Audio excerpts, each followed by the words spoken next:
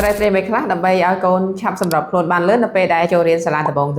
ចឹងវីដេអូនេះជូនចំពោះប៉ាម៉ាក់ដែលត្រៀមដាក់កូនចូលរៀននៅសាលាចាអញ្ចឹងអ្វីដែលប៉ាម៉ាក់ត្រូវត្រៀមមុនគេក្រៅពីសម្ភារៈសិក្សាគឺត្រៀមអារម្មណ៍ផ្លូវចិត្តរបស់កូនតើធ្វើបែបណាដើម្បីកូនអាចឆាប់សម្របខ្លួនជាមួយសាលាបានដើម្បីកាត់បន្ថយការយំឬក៏ការរំខានអីផ្សេងៗដែលគាត់អត់ចង់ទៅរៀនអញ្ចឹងមុនគេខ្ញុំជឿថាប៉ាម៉ាក់មុននឹងដាក់កូនចូលរៀនគឺប៉ាម៉ាក់តែងតែមានកម្រងឯងអំឡុងពេលដែលប៉ាម៉ាក់មានកម្រងជាមួយកូនសូមលើកទឹកចិត្តប៉ាម៉ាក់ចាប់ផ្ដើមប្រម៉ូទនៅព័ត៌មានអំពីសាលាដែលប៉ាម៉ាក់ចង់ដាក់អូនចូលរៀនដូចជាឲ្យអូនស្គាល់អំពីបរិយាកាសសាលាស្គាល់អំពីអ្នកគ្រូលោកគ្រូសម្ភារៈសិក្សានិងព័ត៌មានវិជ្ជមានទាំងឡាយណាដែលល្អដែលធ្វើឲ្យគាត់នឹងមានសន្ទុះផ្លូវចិត្តហើយគាត់ចាប់អារម្មណ៍ចង់ទៅរៀនអីផ្សេងៗអញ្ចឹងក្រៅពីសម្ភារៈសិក្សាគឺមានមួយដែលប៉ាម៉ាក់ត្រូវសម្លឹងមើលគឺអារម្មណ៍និងផ្លូវចិត្តរបស់កូនអញ្ចឹងរឿងទី2ដែលប៉ាម៉ាក់ត្រូវតែធ្វើដល់ខានមិនបានហ្នឹងគឺនាំអូនទៅសាលាដោយផ្ទាល់ដើម្បីអូនបានទៅឃើញបរិយាកាសសាលាបានទៅលេងសម្ភារៈនៅកន្លែងសាលានិងបានស្គាល់អ្នកគ្រូលោកគ្រូទុកជាមុនអញ្ចឹងរឿងទាំងពីរនេះបើសិនជាប៉ាម៉ាក់បានធ្វើបានត្រឹមត្រូវគឺនឹងជួយអូនឲ្យមានអារម្មណ៍សុវត្ថិភាពទាំងពេលថ្ងៃដែលអូនទៅរៀនគឺងាយសម្របខ្លួនជាមួយសាលានិងជាមួយមិត្តភ័ក្តិផងដែរ